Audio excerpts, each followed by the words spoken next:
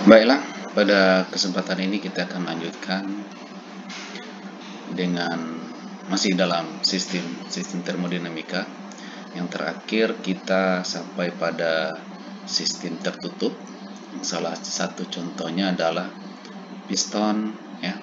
Kemudian ada bom kalorimeter. Ya, bom kalorimeter ini adalah sebuah alat yang kita gunakan untuk mengukur seberapa besar kalori dari sebuah bahan dengan cara membakarnya, kemudian mengukur seberapa besar energi yang dihasilkan. Sehingga pada produk-produk makanan kita bisa melihat biasanya di belakangnya tertulis makanannya per gram mengandung berapa kalori. Ya, alat ukurnya tersebut dengan bom kalorimeter.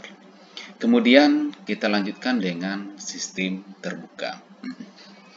Pada sistem terbuka itu ya dapat terjadi pertukaran massa dan juga energi dari sistem, ya. Kalau ini sistem kita, ini lingkungan, massa bisa terjadi pertukaran antara sistem dan lingkungan ke sistem, dan juga energinya, ya. Energi bisa berpindah dari lingkungan ke sistem atau dari sistem ke lingkungan.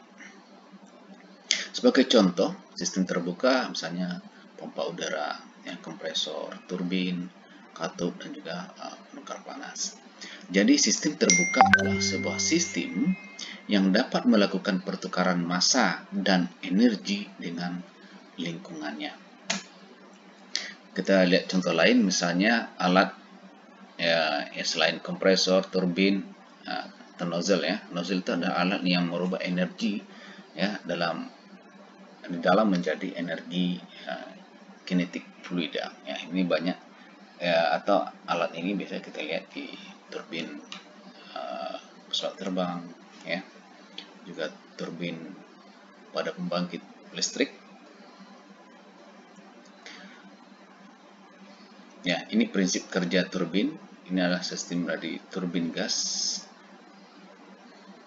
Ya, udara masuk ke dalam kompresor melalui inletnya, ya, tempat masuk udara. Kemudian kompresor tersebut berfungsi untuk menghisap,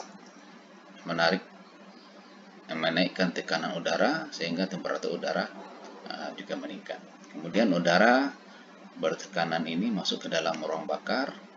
Dalam ruang bakar dilakukan proses pembakaran dengan cara mencampurkan udara yang bertekanan dengan bakar. Proses pembakaran tersebut berlangsung dalam keadaan tekanan konstan, sehingga dapat dikatakan ruang bakarnya hanya untuk menaikkan temperaturnya saja. Kemudian gas hasil pembakaran tersebut dialirkan ke turbin gas melalui sebuah alat yang disebut dengan nozzle. Nah, ini berfungsi untuk mengarahkan aliran tersebut ke sudut-sudut turbin, ya, sehingga dia bisa berputar. Daya yang dihasilkan oleh turbin gas tersebut digunakan untuk memutar kompresornya sendiri dan memutar beban lain seperti generator listrik, ya, setelah melewati turbin ini. Ya, gas tersebut akan dibuang keluar melalui exhaust-nya. Itu konsep atau cara kerja dari turbin gas. Berikut kita masuk ke sistem terisolasi. Secara umum, sistem terisolasi mempunyai massa tetap, ya, dan tidak ada pertukaran kalor dari masuk ataupun keluar sistem. Jadi sistem terisolasi adalah sistem yang tidak dapat melakukan pertukaran massa dan energi dengan lingkungan. Ya, sebagai contoh, kita bisa melihat termos. Walaupun dalam kehidupan sehari-hari kita belum menemukan termos yang terisolasi 100%. Artinya kalau kita masukin air panas ke dalamnya, ya, dengan suhu 100 derajat atau 90 derajat, ya, untuk berapa lama tetap airnya 90 derajat, ya, belum ada. Jika terjadi penurunan temperatur berarti masih terjadi transfer energi dari sistem ke lingkungannya. Jadi belum 100% terisolasi ya. Ya, jadi kita kenal di termodinamika ini ada sistem tertutup, ada sistem terbuka, dan juga ada sistem terisolasi ya. Mahasiswa harus mampu membedakannya. Kemudian kita lanjutkan dengan pendekatan yang kita gunakan dalam mempelajari termodinamika. Ya, pendekatan mikroskopik dan makroskopik. Ini ada dua pendekatan yang dapat kita gunakan dalam mempelajari sistem termodinamika. Pertama, pendekatan mikroskopik, kedua adalah pendekatan makroskopik. Pendekatan mikroskopik di mana sistem yang kita pandang terdiri dari sejumlah besar partikel yang masing-masing partikel tersebut mempunyai sifat tertentu. Jadi kalau kita memandang sebuah sistem itu secara mikroskopik, kita harus menghitung ya perilaku per partikel penyusun sistem. Ya. Jika kita memandang partikel itu secara makroskopik atau sistem secara makroskopik, ya sistem dipandang terdiri dari sejumlah partikel yang disebut dengan molekul. Ya, pendekatan mikroskopik tidak memandang perilaku masing-masing partikel, tapi efek rata-rata dari sebuah molekulnya. Ya, jadi kalau ini misalnya ini adalah sebuah sistem kita, kalau kita memandang secara mikroskopik, kita harus mempelajari atau memperhitungkan sifat-sifat ya dari masing-masing partikel ini. Tapi secara mikroskopik atau makroskopik, kita memandang efek rata-rata dari sistem partikel yang disebut dengan molekul. Ya, pendekatan makroskopik tidak memandang kelakuan dari masing-masing partikel, ya, tapi efek rata-rata dari sebuah molekul. Efek ini bisa dirasakan oleh indera dan dapat diukur dengan menggunakan alat ukur, misalnya suhu, gitu ya, tekanan, dan lain-lain. Jika kita baik pendekatan mikroskopik ataupun pendekatan makroskopik, jika kita terapkan pada suatu sistem yang sama secara konsisten, dia akan menghasilkan hasil yang sama. Berikut adalah variabel keadaan termodinamika. Dalam termodinamika ada dua macam variabel yang menggambarkan keadaan sebuah sistem termodinamika. Yang pertama disebut dengan variabel intensif dan ada variabel ekstensif.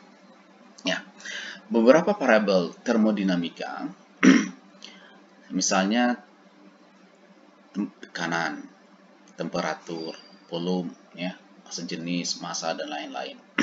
Variabel ini adalah sebuah besaran yang mempengaruhi sistem termodinamika. Ya,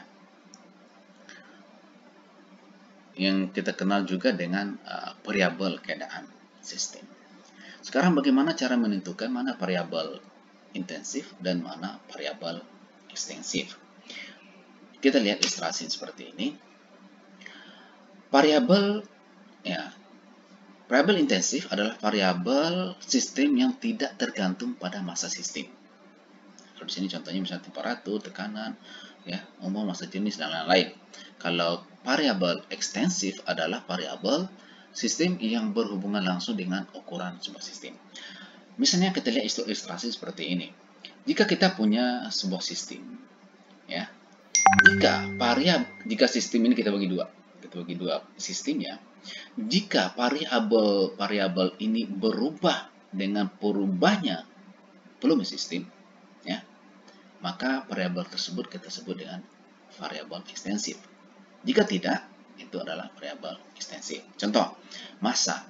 Ini sebuah sistem.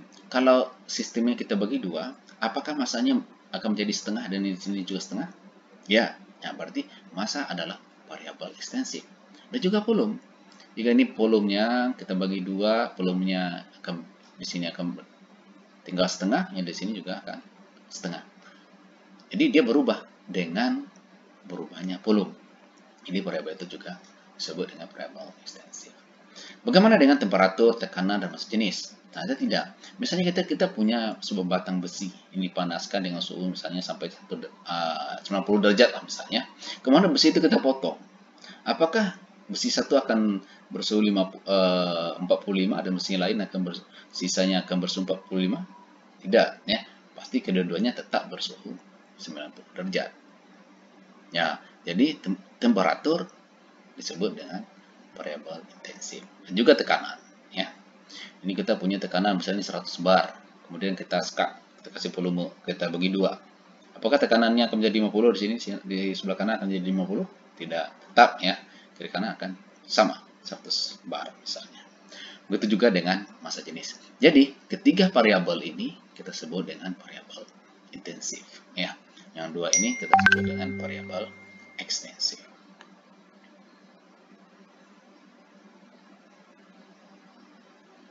Oke, lanjut. Berikut ada yang disebut dengan kesetimbangan termodinamika.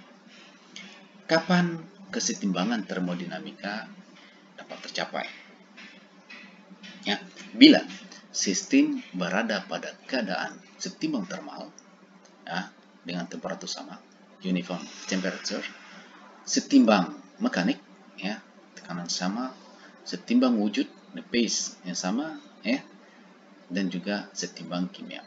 Jika keempat-empat kesetimbangan ini dicapai, maka sistem dikatakan setimbang termodinamika.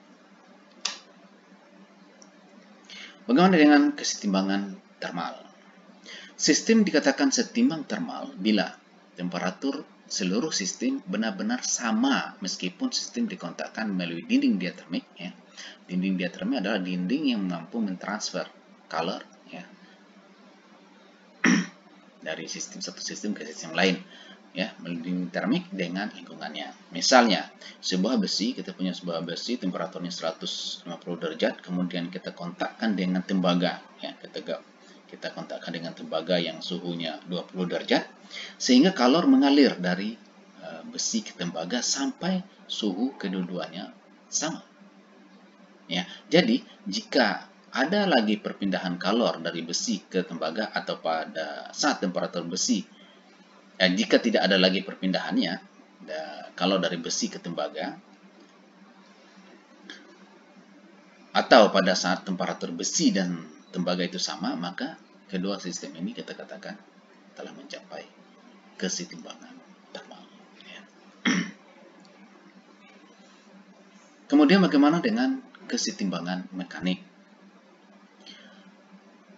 Pada kesetimbangan mekanik, di mana tidak ada perubahan tekanan pada setiap titik dalam sistem terhadap perubahan waktu, meskipun tekanan dapat berubah dengan ketinggian.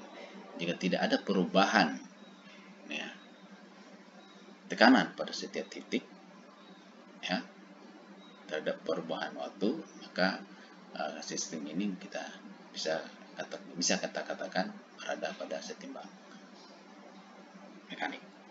Kemudian bagaimana dengan setimbang wujud? Kesetimbangan wujud terjadi ketika massa setiap fase yang dicapai berada dalam kondisi setimbang, ya, baik itu cair, gas, atau padat. Terakhir adalah kesetimbangan kimia. Kesetimbangan kimia ini terjadi bila di dalam sistem tidak terjadi perubahan komposisi kimia terhadap perubahan waktu. Ya, cukup sekian. Kita akan lanjutkan. Assalamualaikum warahmatullahi wabarakatuh.